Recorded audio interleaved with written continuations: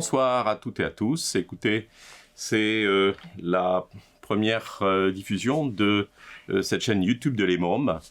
Et je vais avoir plaisir aujourd'hui de vous parler un petit peu de fonctionnement de cette chaîne, même si on l'a déjà fait. Les raisons claires de cette chaîne, c'était de proposer des soirées et présenter de manière générale toute la problématique qui va toucher autour de l'axe odonto, stomato, chirurgie orale et maxillofaciale. On a déjà fait une première soirée de Les Mômes qui s'est déroulée le 25 mars sur les brèches alvéolo-palatines. Et vous allez en avoir d'autres. Et cette chaîne du YouTube a pour mission d'introduire ces présentations, ces soirées scientifiques également, de présenter certaines problématiques de la discipline, de vous rappeler les grands événements qui tournent autour donc de cet axe odonto, stomato, chirurgie orale, maxillofaciale. Un petit mot sur les soirées de Les Mômes. La prochaine a lieu le 3 juin 2021. L'esprit est de présenter un petit peu ce que les anglo-saxons appellent le hard talk, c'est-à-dire de présenter des sujets de controverse en faisant se confronter des opinions différentes à propos d'un sujet très spécifique. Bien sûr, il n'y a pas que cela, mais globalement, c'est cet esprit où l'on va demander à des spécialistes de haut niveau, reconnus, de présenter leur point de vue pour avoir un petit peu la vérité qui ressort de ces confrontations. Donc, la prochaine de ces soirées portera sur les lésions précancéreuses de la cavité buccale. On envisagera la controverse au sujet de la papillomatose orale floride. Il y aura également des controverses quant au lichen plan et son rôle dans l'induction de ces cancers de la cavité buccale. Et j'ai également souhaité que l'on discute du rôle de l'HPV, le Human Papillomatous Virus, comme inducteur de néoplasie dans la cavité buccale. Et c'est Alexandre Brigaud qui aura en charge d'être la référence de cette soirée. Je vais tout de suite lui passer la parole pour qu'il puisse vous présenter les divers points en faisant un petit peu le tour de ce qui nous a amené à choisir ces sujets-là. Bonjour à tous, je remercie professeur Joël Ferry d'avoir pu organiser cette journée sur ce thème de pathologie de la muqueuse buccale. En discutant avec lui, on voulait aborder un thème un peu particulier qui était la relation entre la pathologie de la muqueuse buccale et les cancers de la cavité buccale et donc tout ce qui est lésions précancéreuses. Évidemment, on ne va pas parler lors de cette journée des lésions que vous connaissez tous, telles que les leucoplasies ou les érythroplasies ou même les autres candidoses chroniques. Ça, vous connaissez parfaitement leur rôle, malheureusement, organisateur dans les cancers de la cavité buccale. On va parler des sujets qui sont un petit peu à discussion ou qui vont permettre, lors de cette soirée, de vous apporter des éclaircissements sur ces thèmes. Le premier thème, comme vous le savez, est sur l'HPV, qui va être abordé par le docteur Ayana, qui est infectiologue, qui va essayer de répondre à différentes questions. Tout d'abord, quels sont les différents types d'HPV? Est-ce qu'il y en a certains qui seraient plus responsables des cancers de la cavité orale? On connaît tous le rôle de l'HPV dans les cancers de l'oropharynx. La question est discutée pour les cancers de la cavité orale. Donc, quel type d'HPV est plus en cause? Ensuite, la présence d'HPV dans le cadre d'un carcinome épidermoïde dont on réalise l'exérèse, est-ce qu'il est plutôt facteur de bon ou de mauvais pronostic pour la suite? Est-ce que, suite à cette découverte, est-ce qu'on aura tendance à proposer différents types de traitements, éviter ou conseiller plutôt la radiothérapie? Et enfin, est-ce que la présence de l'HPV favorise les cancers sur certains sites au niveau de la cavité buccale? Le deuxième thème que j'aurai l'occasion d'aborder est le thème du lichen. Donc le lichen, vous le connaissez tous. Récemment, dans le cadre du GEMUB, il y a une étude un peu plus importante qui a été faite sur les lichens qui permet notamment de distinguer différents types de lichens. Le premier, c'est le lichen plan oral, mais que vous connaissez tous, qui a des formes assez classiques, mais on a distingué un autre type de lichen qui est les lésions lichenoïdes orales, c'est-à-dire que ce sont des lésions qui sont un peu différentes du lichen, mais ça je l'aborderai lors de cette journée. Et enfin, dernièrement, les lésions lichenoïdes orales induites signifie qu'on a une étiologie à ce lichen qui peuvent être une origine traumatique, avec un facteur traumatique local, donc un élément inducteur de contact, une origine médicamenteuse ou enfin une origine systémique, une maladie générale. Je reviendrai sur tous ces éléments. C'est important également dans le cadre des lésions précancéreuses puisque certaines études auraient tendance à montrer que les lésions lichénoïdes orales induites, donc avec une origine, auraient davantage tendance à une transformation néoplasique par rapport aux lésions de lichen plan orales. Et enfin, le dernier thème à aborder sera le thème de la papillomatose orale floride, qu'on appelle aussi leucoplasie verruqueuse proliférative ou carcinome verruqueux. Donc c'est une lésion que je pense vous avez déjà tous eu dans votre pratique, qui pose toujours ce problème de ces jonctions, de ces lésions un peu limites entre la lésion précancéreuse et le cancer, qui pose souvent un problème, comme le terme prolifératif l'indique, qui peuvent être assez étendues et pour lesquelles on peut se poser la question, est-ce qu'elles sont à traiter comme un cancer avec une exérèse complète, qui sont souvent assez invalidants chez des sujets âgés? Est-ce qu'il n'y a pas d'autres traitements qui sont possibles, notamment des traitements médicamenteux, qui pourraient également permettre de diminuer la taille de ces lésions ou de les traiter définitivement? Alors Alexandre, bien, merci beaucoup d'avoir introduit cette journée du 3 juin qui s'annonce vraiment tout à fait passionnante. Alors je ne suis pas un spécialiste des pathologies de la cavité buccale et dans le service c'est toi maintenant qui as ça en charge, j'en suis très heureux. Mais j'ai gardé quand même ma culture stomato-maxillofaciale et donc j'ai été déjà très intéressé par ce que tu as présenté. Et est-ce que tu as une petite idée? Je ne veux pas dévoiler le sujet parce que bien sûr les choses seront abordées très largement lors de cette soirée. Qu'est-ce qui pourrait expliquer que par exemple l'HPV est un virus qui induirait des lésions dans l'oropharynx et pas dans la cavité buccale? Est-ce que tu as une petite idée possible? Je ne sais pas.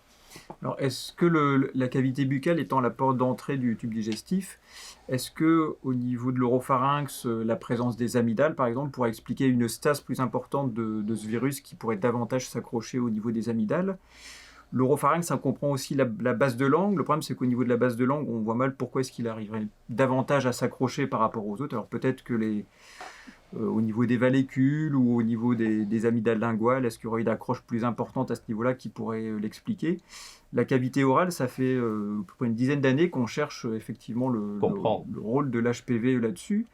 Alors, comme ça sera sûrement un peu dévoilé, il y a certaines zones comme de la cavité orale où on le retrouve de manière plus fréquente. Est-ce qu'il y a une stase salivaire plus importante à cet endroit-là? Ça, je pense que ça sera l'occasion effectivement d'en discuter. On s'est rendu compte qu'on retrouvait assez facilement de l'HPV dans à peu près 2 à 8% de la population en général. Tous, heureusement, ne font pas des cancers de la cavité orale. Alors après, est-ce que c'est la présence à long terme de ce virus au niveau de la cavité orale? Il y aura quelques études qui montreraient que au-delà d'un certain temps, au-delà d'une année, s'il est encore là, effectivement, il y aurait un rôle oncogène. En tout cas, ça va être passionnant, ça paraît vraiment, vraiment passionnant, parce que finalement, on s'aperçoit que cette cavité buccale, ce n'est pas tout à fait la même chose que l'oropharynx, et je suis sûr que le docteur Ajana nous donnera des explications beaucoup plus poussées. Et alors, j'ai bien aimé quand tu as parlé de ce qu'on appelait le lichen plan, autrefois, la papillomarose orale floride, parce que c'est vrai qu'on est toujours un peu embêté devant ces lésions. Est-ce que pour toi, on peut envisager dans l'avenir un traitement médicamenteux qui ne serait pas chirurgical de ces lésions très étendues finalement en surface? Alors, sans dévoiler le sujet que traitera le professeur Friquin, mais il doit y avoir des choses intéressantes à dire. Alors, Monsieur Friquin, je suis très content qu'il puisse faire cette présentation parce qu'il a abordé déjà ce sujet plusieurs fois. On aura, je pense, une discussion effectivement intéressante. Il y a plusieurs études, on a fait plusieurs essais de traitements médicamenteux qui semblent être effectivement efficaces. Donc, c'est d'autant plus, même des traitements locaux, hein. C'est d'autant plus intéressant que voilà, ces lésions touchent des sujets âgés qui peuvent avoir 70, 80 ans. Donc, c'est sûr que le recours à une chirurgie importante à cet âge-là peut être délétère. Effectivement, un traitement médical, ça peut donner un coup de main, effectivement, pour ce type de lésion. Alors, on est chirurgien, donc, mais motivation première est avant tout de soigner, de guérir le patient. Donc si on peut Bien sûr. éviter des gestes mutilants... En tout pour le cas, ça patient, va être ça un va être sujet bien. passionnant. On voit d'ailleurs une évolution de manière générale des traitements dans la sphère oro-maxillofaciale qui deviennent de plus en plus médicaux, à la fois chirurgicaux, mais il y a beaucoup des progrès médicaux également. Et alors le lichen plan, c'est le sujet que tu vas pouvoir traiter, toi, de ton côté. Ça a été longtemps un objet de controverse sur est-ce que le lichen plan est une lésion précancéreuse ou bien c'est parce qu'il y avait une inflammation. Et, bon, je ne veux pas encore dévoiler ce que tu vas nous dire le 3 juin, mais c'est vrai qu'on peut s'interroger finalement sur ces lésions qui sont beaucoup plus fréquentes qu'on le croit. Et encore une fois, sans tout révéler, est-ce que pour toi le lichen plan est une lésion précancéreuse? Alors, on le classe aujourd'hui dans les lésions précancéreuses. La question est, comme vous le savez, le lichen est favorisé par le stress, l'anxiété. Une des questions, c'est est-ce qu'il faut dire aux patients qu'il s'agit d'une lésion précancéreuse au risque de renforcer le stress et l'anxiété et donc au risque de favoriser une poussée de lichen. Bon, ça, après, les sujets sont... Avant, on évitait de le signaler. Néanmoins, au jour d'aujourd'hui, à l'heure d'Internet où tous les patients peuvent lire Absolument. sur Internet cette information, il ne faut pas masquer l'information, mais je pense qu'il faut quand même le signaler, tout évidemment, en précisant que c'est quelque chose qui reste exceptionnel. Et je reviendrai dessus, mais dans certains cas, enfin assez souvent, comme le lichen, on conseille une surveillance. Alors, annuelle ou trimestrielle ou bimestrielle, en fonction du type de lésion.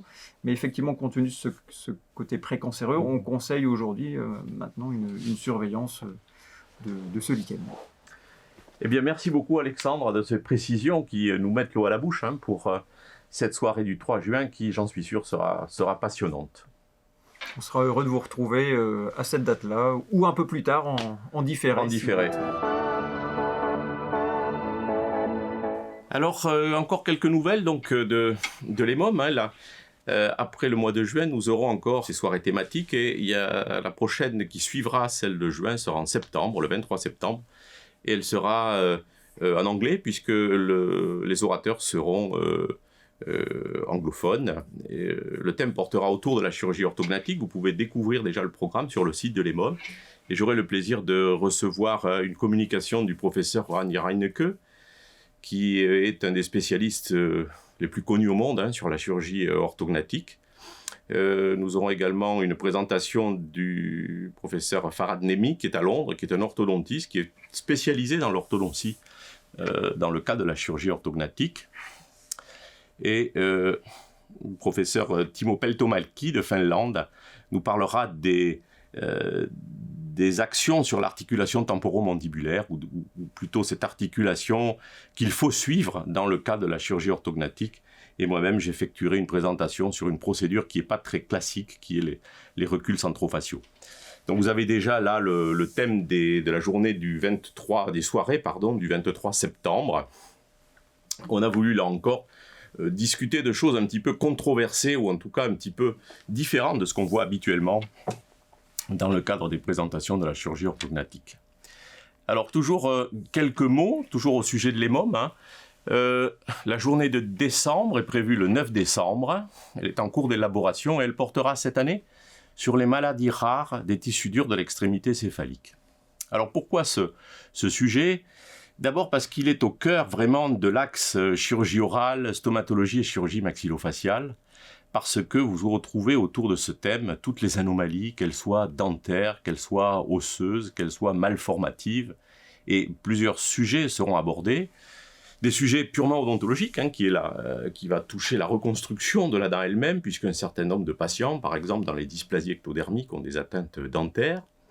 Des sujets plus maxillofaciaux, nous dirons, puisqu'il va y avoir chez certains patients la nécessité d'ostéotomie faciale, de greffe osseuse pour reconstruire les maxillaires et y mettre des implants.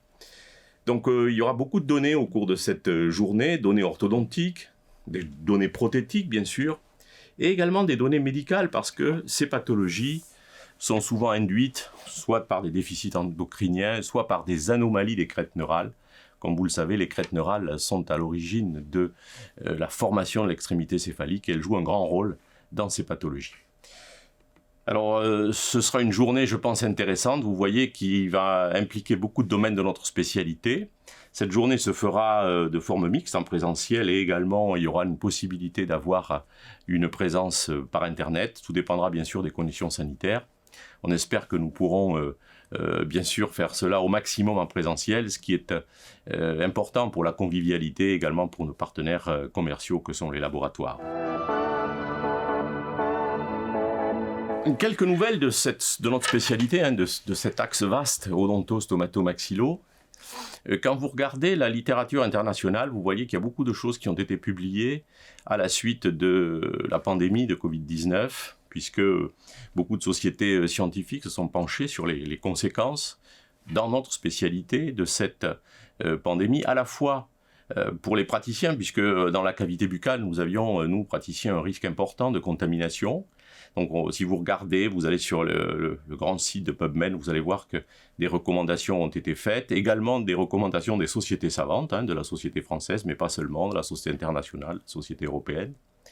Et puis un deuxième volet qui a plutôt touché les conséquences pour les patients, puisque certains patients n'ont pas pu être pris en charge dans le cadre de chirurgie élective qui pouvaient être reprogrammées. Donc ça, c'est assez intéressant à regarder. Par exemple, on voit que les instruments rotatifs avec un risque de vaporisation ont été bannis dans certains pays, pas dans d'autres. Certains pays ont systématiquement mis en place des dépistages avant ces chirurgies. Donc il y a une grande variété de prises en charge et c'est relativement intéressant à regarder. Parmi les choses nouvelles dans notre spécialité, il faut prendre en compte l'importance que prend maintenant la 3D et plus précisément tout ce qui est simulation chirurgicale, simulation informatique, qui est en train de prendre une place très très très importante. C'est pas propre à notre spécialité, mais notre spécialité est particulièrement impliquée de par la complexité de la forme du squelette crânio-maxillofacial, de par le nombre d'éléments anatomiques nobles qui se trouvent présents dans cette sphère, finalement, dans un espace restreint. Et vous avez des gens qui sont très impliqués maintenant là-dedans en France, je dirais chez nous, Romain Nicot par exemple, Roman Consari à Paris, mais bien d'autres. J'ai cité tout à l'heure le professeur Meyer, il y en a d'autres qui sont très très très impliqués sur cette activité. Bien sûr, les noms que j'ai cités, c'est pas exhaustif, il y en a beaucoup d'autres. Ceux qui souhaitent avoir des informations, bien sûr, peuvent aller sur les deux sites que j'ai mis là. Là encore, ce n'est pas exhaustif. Je pense qu'il y a la possibilité de se renseigner. Si vous tapez, par exemple, Société française, Société internationale, vous trouverez toutes ces informations là-dessus. Mais j'ai trouvé qu'il était bien de pouvoir débriefer pour vous les nouvelles de la spécialité. Quelques mots de nos manifestations scientifiques. Cette année, le congrès européen aura lieu à Paris et il sera un webinaire exclusivement, il n'y aura pas de présence physique, toujours à cause de cette pandémie. Donc je vous invite à aller sur le site de l'association européenne. Il y a un record cette année de propositions de présentation. C'est dommage qu'on ne puisse pas bien sûr le faire de manière physique en présentiel, mais il y a un nombre considérable d'articles, de papiers, de présentations qui ont été acceptés. Un petit mot sur le congrès de la Fondation Jean Delair. C'est le premier cette année qui aura lieu les 11 et 12 juin à Paris, où on reprendra un petit peu les idées du professeur Jean Delair dans le cadre de la chirurgie orthognathique essentiellement, mais pas seulement. Et de nombreux orateurs seront là aussi présents. On ne sait pas encore si ce congrès sera en présentiel et mixte ou s'il ne sera que de manière informatisée. Ça dépendra bien sûr des conditions sanitaires. Le congrès français cette année a lieu à Besançon, du 29 septembre au 1er octobre. Tout sera fait pour qu'il soit en présentiel. Il y aura également une forme mixte. Le thème touche touche les nouvelles technologies. C'est un congrès qui sera intéressant à ce niveau-là. Je vous invite à regarder sur le site de la Société française tout ce qui va s'y dérouler. Il y a beaucoup d'événements que le professeur Meyer a essayé de mettre en place, a mis en place, et on espère que vous serez nombreux à ce congrès. Un petit mot également sur le congrès de l'AEMC. Alors l'AEMC, c'est pas connu de tout le monde.